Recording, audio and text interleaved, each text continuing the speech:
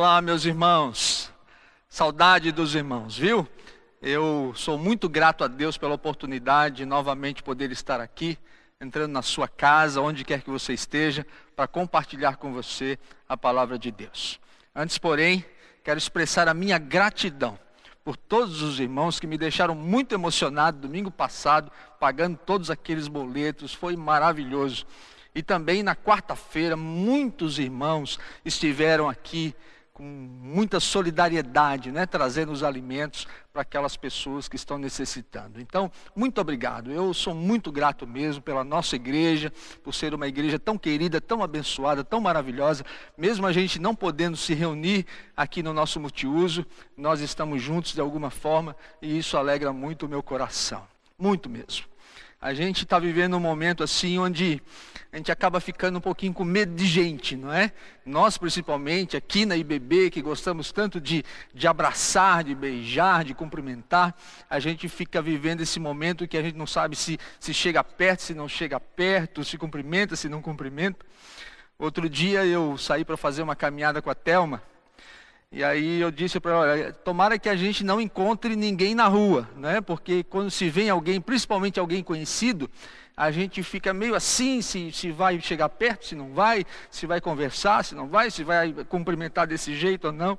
Aí saímos para caminhar, depois de algum tempo caminhando, a Thelma falou assim, olha, lá vem a irmã Rosalina. Eu disse, nossa, irmã Rosalina, e agora? Ela vinha vindo, eu falei, disfarça, Thelma. Mas ela veio chegando perto e eu disse, agora, a gente vai chegar perto, vai falar, não vai falar, vai cumprimentar. A irmã Rosalina, com aquela simpatia de sempre, não é? Já veio na nossa direção, sorrindo.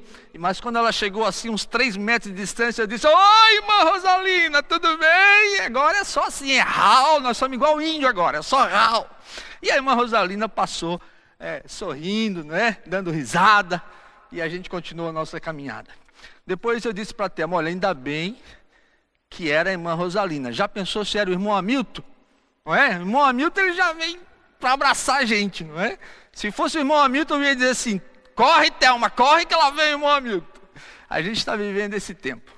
E eu creio que quando a gente voltar, vai ser um tempo assim tão gostoso de estarmos juntos novamente. Tá bom, meus irmãos? Que Deus nos abençoe agora. Pega a sua Bíblia.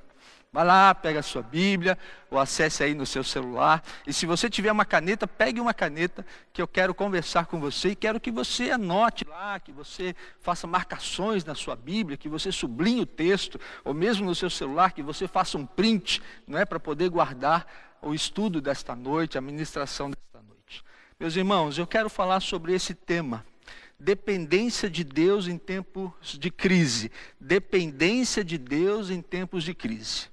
Então os dias são novidade, os dias são complicados, as decisões são difíceis e nós ainda na realidade não sabemos muito bem o que vem pela frente. Se alguém souber, se alguém tiver uma solução que apareça, porque até agora nós temos tantas informações, mas nenhuma informação realmente precisa. À medida que as semanas vão passando, são novas decisões, novos números, novos posicionamentos, e a gente está vivendo essa incerteza. Mas sabemos que Deus tem um tratamento para todos nós durante esse tempo de quarentena. Então vamos ler a palavra de Deus, irmãos? Pega a sua Bíblia aí, eu vou ler aqui na minha Bíblia juntamente com você. O texto é 1 Reis, capítulo 17, do verso 1 ao verso 16. Então 1 Reis, capítulo 17, a partir do verso 1. Leia aí comigo. Então Elias, o tesbita, dos moradores de Gileade, disse a Acabe. Acabe era o rei de Israel. Tão certo como vive o Senhor, Deus de Israel, perante cuja face estou. Sublinha aí, perante cuja face estou. Nem orvalho, nem chuva haverá nestes anos, segundo a minha palavra. E veio-lhe a palavra do Senhor dizendo, retira-te daqui, vai para o lado oriental, esconde junto à torrente de Querite. Anote aí, Querite significa separar, tá bom? Separar, Querite significa separar, tá bom? Fala aí para o seu marido aí, fala para os seus filhos, Querite significa separar. a torrente de Querite, fronteira do Jordão, e beberás da torrente, e ordenei aos corvos que ali mesmo te sustentem. E foi, pois, e fez segundo a palavra do Senhor, e retirou-se e habitou junto à torrente de Querite, fronteira do Jordão. Os corvos lhe traziam pela manhã pão e carne, como também pão e carne ao anoitecer, e bebia da torrente ou do riacho. Mas passados dias, a torrente secou, sublinha aí, a torrente secou, porque não chovia sobre a terra. Então lhe veio a palavra do Senhor dizendo: levanta-te, ou dispõe-te, e vai a Serepta. Serepta é uma palavra usada para purificar o metal, para refinar o metal. Serepta seria aperfeiçoar, tá bom? Agora, o homem fala para a esposa aí, ou fala para a sua mãe aí. Serepta significa aperfeiçoar. E vai a Serepta, que pertence a Sidom, e demora-te ali, onde ordenei a uma mulher viúva que te dê comida. Então ele se levantou e foi a Serepta, e chegando à porta da cidade, estava ali uma mulher viúva apanhando lenha. Ele a chamou e lhe disse: traze-me, peço uma vasilha de água para eu beber. E indo ela buscá-la, ele a chamou e lhe disse: traze-me também um bocado de pão na tua mão. Porém ela respondeu: tão certo como vive o Senhor, teu Deus, nada tenho cozido. Há somente um punhado de farinha numa panela e um pouco de azeite numa botija. E vês aqui apanhei 2 cavacos, 2 gravetos, e vou preparar esse resto de comida para mim e para o meu filho, comê-lo-emos e morreremos. Elias lhe disse: não temas. Sublinha aí na sua Bíblia. Na minha Bíblia aqui eu fiz um círculo. Não temas, vai e faz o que disseste. Mas primeiro, faze dele para mim um bolo pequeno e traz-me aqui fora. Depois farás para ti mesma e para o teu filho. Porque assim diz o Senhor Deus de Israel: a farinha da tua panela não se acabará, e o azeite da tua botija não faltará, até ao dia em que o Senhor fizer chover sobre a terra. E foi ela, e fez segundo a palavra de Elias. Assim comeram ele, ela e a sua casa muitos dias. Presta atenção. Verso 16. Da panela a farinha não se acabou, e da botija o azeite não faltou, segundo a palavra do Senhor, por intermédio de Elias. Amém, meus irmãos? Que Deus possa aplicar essa palavra aos nossos corações. Diga: Deus, fala comigo. Ministra sobre a minha vida, ministra no meu coração nesta noite. Usa o pastor Jonas para falar comigo. Eu tenho essa palavra comigo já há algum tempo. Eu confesso a você que bem no início da quarentena, alguém me mandou um vídeo e tinha um pastor mexicano falando em espanhol, e ele estava falando um pouquinho sobre esse texto e ministrando a um congresso, para um grupo de pessoas, sobre a importância de você entender como Deus nos sustenta na época da crise. E eu gostaria hoje à noite de conversar um pouquinho sobre isso. Que o Espírito Santo de Deus abençoe tua vida nesse momento, para que você possa receber a palavra de Deus. Irmãos, nos dias de Elias, tão certo como vive o Senhor Deus de Israel, perante cuja face estou. Aqui é o início do ministério de Elias. Elias aparece em cena aqui, aparece na história de Israel aqui. A gente não sabe muita coisa do seu passado, nem da sua família. Sabemos apenas que nesse momento é o início do seu ministério, 1 Reis, capítulo 17. Agora, uma coisa o texto já fala sobre Elias ao apresentá-lo. Ele era um homem que andava com Deus face a face. Um homem que tinha uma intimidade com Deus, um homem que conversava com Deus, um homem que investia tempo com Deus, um homem que valorizava a sua relação com Deus. E por ele ser assim, Deus o escolhe como profeta em Israel para dar uma palavra ao rei Acabe. Nem orvalho nem chuva haverá nestes anos. Qual era a profecia de Elias para o rei Acabe? O rei Acabe era um rei perverso. Talvez um dos piores reis de Israel. E ele ainda era casado com uma mulher pagã chamada Jezabel. E essa mulher era terrível. Ela era adoradora de Baal, porque ela não era israelita, era uma pagã, adoradora de Baal. Baal era o deus da fertilidade. E ela construiu, com recursos de Israel, um templo em Samaria para adorar a Baal. E, claro, com certeza o povo a seguiu o rei Acabe. Foi um tempo de apostasia, um tempo de afastamento de Deus. E Deus precisava trazer uma palavra para aquela nação que estava vivendo longe dele. E a palavra foi através de Elias dizendo: não vai chover. Durante 3 anos e meio, não vai chover. Agora, irmãos, eu quero ler esse texto de Tiago 5,17, que diz assim: Elias era homem como nós, vou repetir, Elias era homem como nós, sujeito aos mesmos sentimentos, e orou fervorosamente para que não chovesse sobre a terra, e não choveu durante 3 anos e meio. Tiago 5,17. Eu quero falar para você de um homem chamado Elias, profeta de Israel, que não era um anjo, que não era um extraterrestre, que não era um ET, não é? Que não era um super-homem.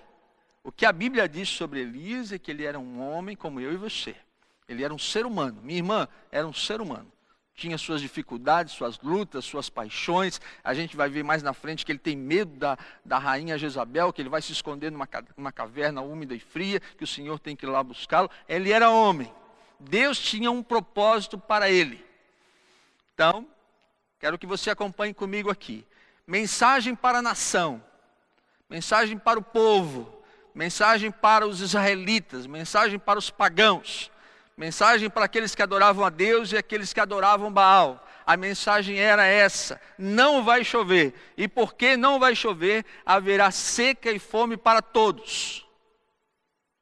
Você está comigo aí? Você está prestando atenção? Haverá seca e fome para todos. Todos vão passar por um momento difícil e complicado. O coronavírus é uma mensagem de Deus para todos. Todas as nações do mundo, para aqueles que são crentes, para aqueles que não são crentes, para aqueles que temem a Deus, aqueles que temem outros deuses. É uma mensagem para todos. Não há ninguém que possa escapar.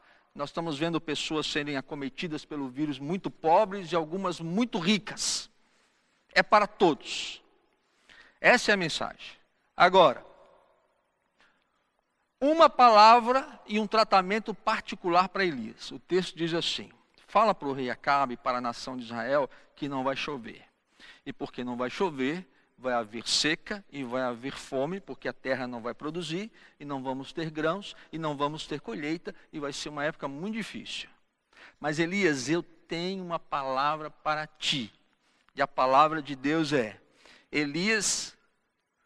Estou mexendo errado aqui, irmão. Aqui. Depois disso, a palavra do Senhor veio a Elias: saia daqui, vá para perto do riacho de Querite.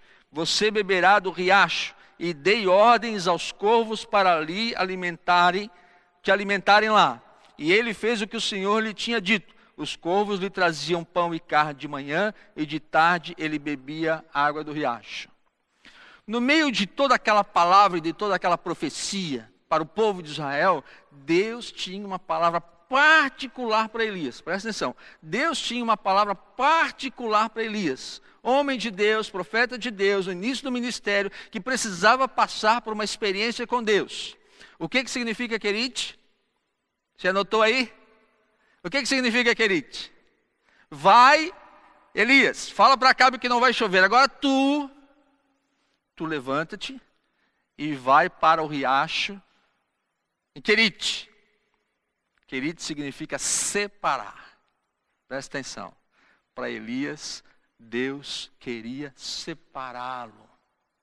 Não vai chover sobre a terra, e não vai ter comida sobre a terra. Agora, para ti, não vai faltar pão, não vai faltar carne, e não vai faltar água. Vou repetir. Mensagem geral para a nação: não vai chover. Mas para ti, Elias, vai para Querite. Lá não vai te faltar água, lá não vai te faltar pão, e lá não vai te faltar carne. E Elias obedeceu ao Senhor. Obediência é a chave do milagre. Escreve aí: obediência é a chave do milagre. Elias ouviu a Deus, deixou o rei Acabe e foi para o deserto, lá no riacho de Querite. Chegando lá, meus irmãos, olha que cena maravilhosa, incrível, incrível. Elias levantava de manhã e ele bebia a água do riacho. E ele então esperava a hora certa, os corvos vinham e traziam para ele pão e carne. E depois à tarde, na hora certa, os corvos vinham e traziam para ele pão e carne. E no outro dia havia seca, no outro dia havia muita dificuldade para se conseguir alguma coisa de comer, mas para Elias, que estava separado, não faltava para ele o pão e a carne de manhã, o pão e a carne à noite e a água do riacho para beber. E assim se passaram muitos dias. Elias levantava e fazia assim, e o corvo vinha e trazia o pão e trazia a carne.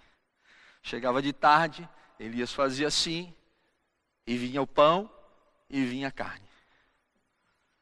De onde vinha? Era uma época de seca, de dificuldades. De onde vinha aquele pão? De onde vinha aquela carne? E se Elias quisesse perguntar para o corvo, a hora que o corvo chegasse de manhã, Elias então pegava o corvo e dizia: estamos vivendo uma época de seca, uma época de dificuldades, não tem colheita. De onde está vindo esse pão e de onde está vindo essa carne? Ele perguntava para o corvo. O que o corvo respondia? Cuá, cuá, cuá. Eu não sei imitar um corvo. Talvez você saiba imitar um corvo melhor do que eu. Mas ele perguntava: e de onde veio esse pão e veio essa carne? E o corvo? A mensagem geral para a nação era: não vai chover. Mas a mensagem particular para Elias: eu vou te sustentar. Não vai faltar para ti.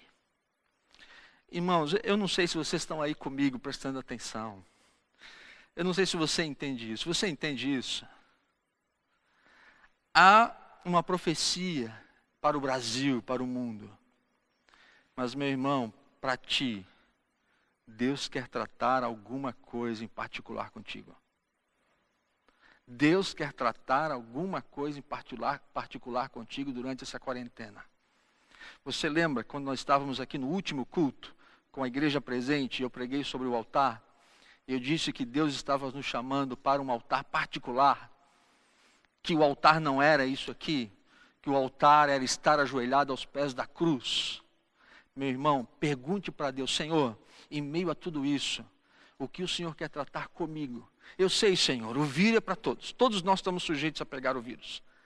Agora, o que o Senhor quer tratar comigo? Meu irmão, deixa eu te dar uma palavra. Pode faltar qualquer coisa, mas para ti, que temes a Deus, que confias em Deus, que tens gastado um tempo em oração, que tens confessado os teus pecados, que tens te ajoelhado diante da cruz, para ti o Senhor vai te sustentar. Amém, meu irmão? Você entende? Você compreende isso? Era isso que Deus estava dizendo para Elias: eu vou te separar e para ti não vai faltar absolutamente nada. Irmãos, até algum tempo depois o riacho secou por falta de chuva. E Elias ficou lá, comendo pão e comendo carne e bebendo a água do riacho, e o corvo trazia para ele. Até que o riacho secou. Presta atenção. Até que o riacho secou. Quando o riacho secou, os corvos não vieram mais.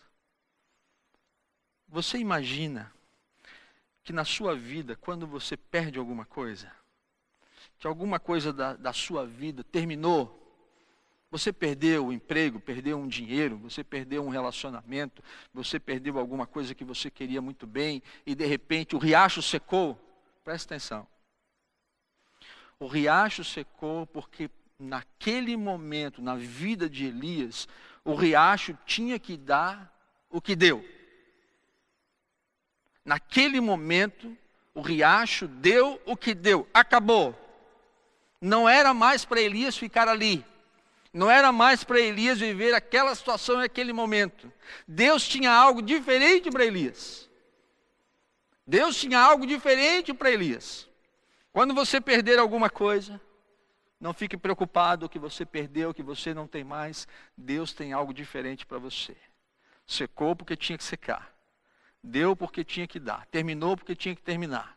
Agora não fique olhando para trás, olha para frente.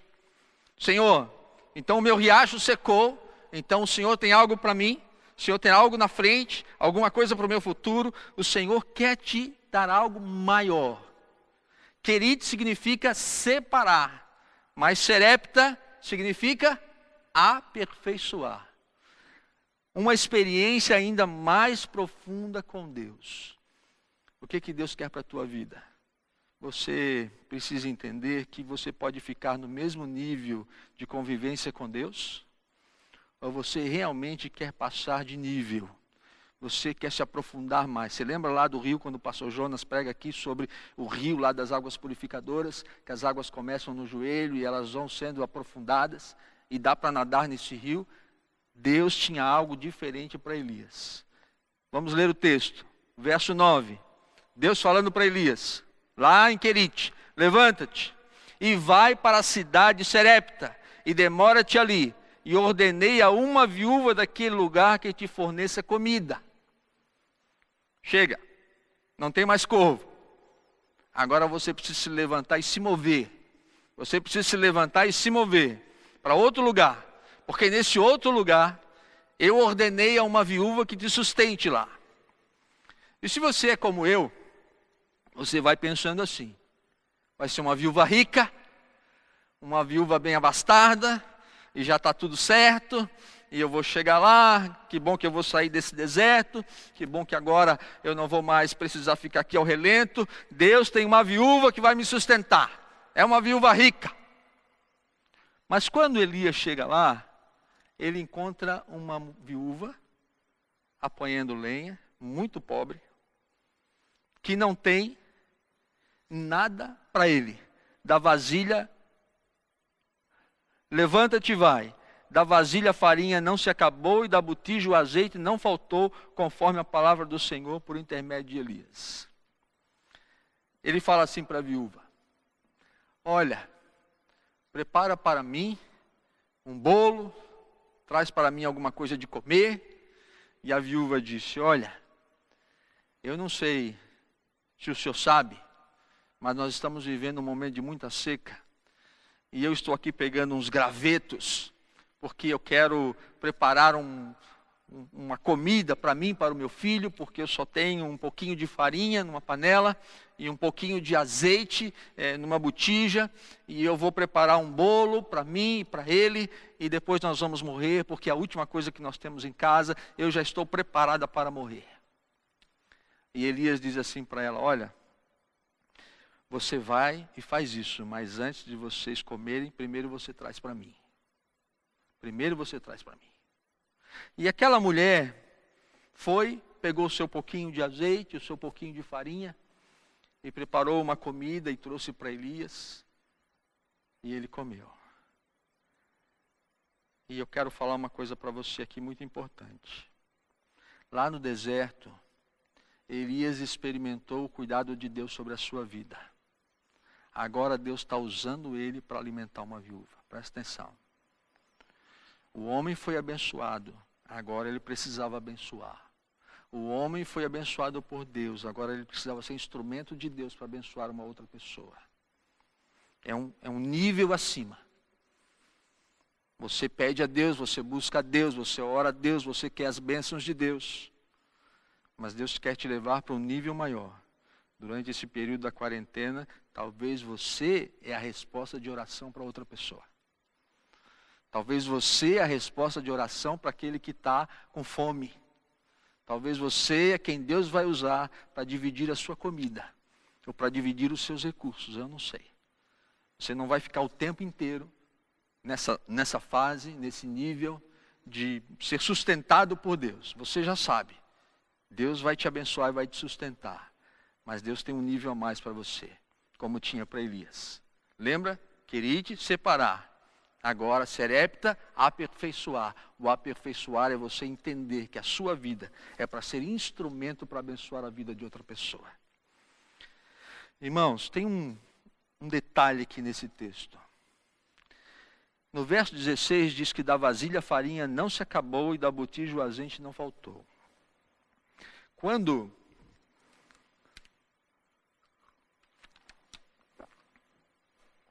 Quando a mulher, a viúva, ela voltou para casa, presta atenção, olha para mim aqui. Quando ela voltou para casa, não tinha lá 100 quilos de farinha, não tinha lá 100 botijas de azeite. Quando ela voltou para casa, tinha um pouquinho de farinha e um pouquinho de azeite. Presta atenção. Não tinha 100 quilos de farinha, nem 100 quilos de azeite, ou 100 vasilhas de azeite. Todo dia de manhã, quando ela levantava, tinha um pouquinho de farinha e tinha um pouquinho de azeite. Todo dia de manhã, quando ela levantava, tinha um pouquinho de farinha e tinha um pouquinho de azeite. Nunca teve muito, nunca teve muito. O milagre é que todo dia tinha um pouquinho de farinha e tinha um pouquinho de azeite. E todo dia a farinha não acabou, e todo dia o azeite não acabou, e todo dia a farinha não acabou, e todo dia o azeite não acabou. Você entende isso? É o pão nosso de cada dia. É o maná que caía todo dia lá no deserto para os israelitas. É o cuidar de Deus sobre a sua vida todos os dias, meu irmão. Todo dia quando você abrir a geladeira, diga: Senhor, muito obrigado. Bendito seja o Senhor. Porque ainda tenho o que comer hoje. E amanhã? Amanhã eu não sei. Toda vez que Deus te der um recurso, agradeça. Bendiga o nome do Senhor. Ah, mas sou eu que estou trabalhando, sou eu que ganho? Não. O teu trabalho é providência de Deus, o teu salário é providência de Deus, os recursos que Deus tem te dado, tem te abençoado, as pessoas que te trazem a comida, diga: Senhor, muito obrigado. E amanhã? Amanhã você vai ter um pouquinho de farinha e um pouquinho de azeite. A promessa de Deus é que não vai faltar. A promessa de Deus é que não vai faltar na tua vida e na tua casa. Eu vou dizer uma coisa para você. Talvez um dia vai acontecer com você como aconteceu com a viúva. Você vai abrir a geladeira e você vai ter lá um pote de margarina. E talvez você vai ter que dividir. Vai abrir o armário, vai ter 1 quilo de arroz, e talvez você vai ter que dividir com outro irmão, com uma outra irmã, ou com alguém da sua cidade ou do seu bairro, alguém que você conhece que não tem. Mas pastor Jonas, como é que eu vou fazer? Eu só tenho esse pouquinho de arroz. É outro nível, meu irmão. É outro nível. É um nível de dependência de Deus que você talvez nunca experimentou na sua vida. E talvez eu esteja falando de você. Talvez eu esteja contando a sua história. Você já teve uma experiência assim? Que talvez você tinha uma conta para pagar e não tinha como, e Deus te abençoou e veio certinho aquele dinheiro? Ou talvez você estava naquele dia que você não tinha o que preparar em casa, de repente alguém bateu na porta e trouxe para você um arroz, uma carne, um feijão. Talvez eu esteja contando a sua história, falando de você. É porque Deus quer te aperfeiçoar. A dependência de Deus nesse tempo de crise é para nos aperfeiçoar, irmãos. Não é para nos torturar. Não é para a gente passar trabalho. É porque nós já fomos separados por Deus. E agora Deus quer refinar a nossa fé e a nossa dependência dEle. E eu quero convidar você hoje à noite a dizer: Senhor, eu quero ser aperfeiçoado no meu relacionamento contigo. Eu não sei o que vai acontecer. Eu não sei se o riacho vai secar. Mas eu sei que se o Senhor está me chamando para mim me levantar, me mudar, para experimentar algo diferente, maior na minha intimidade contigo, eu quero experimentar. Irmãos, e voltou a chover em Israel. Irmãos, um dia, voltou a chover em Israel. Houve um tempo de seca, de dificuldades, um tempo sem colheita. Deus cuidou do profeta, Deus cuidou das pessoas que ele entendeu que precisava cuidar, até que um dia voltou a chover em Israel. E caiu grande chuva. Capítulo 1 Reis 18, verso 45. Eu creio muito nisso. Eu creio que essa quarentena vai passar, essa pandemia vai passar. E nós vamos voltar a ter nossa vida normal. Mas eu espero, meus irmãos, que seja para experimentarmos algo maior com Deus. O tempo agora é seu. Você está separado, como Elias. Bebe do riacho, levanta a sua mão. Deus vai te abençoar, vai te sustentar. E Deus vai usar a sua vida para abençoar a vida de outra pessoa. Até o dia em que o vírus foi embora. Como voltou a chover em Israel. E lembre-se, receber e dar andam juntos na vida com Deus. Vida cristã é isso. Você recebe, você é abençoado. Deus te abençoa, Deus te fortalece, Deus te sustenta. Deus acalma o teu coração. Você tem um tempo de experiência com Deus. Mas você também é chamado por Deus para abençoar a viúva, para abençoar o irmão, a irmã, o seu vizinho, pessoas que precisam de você.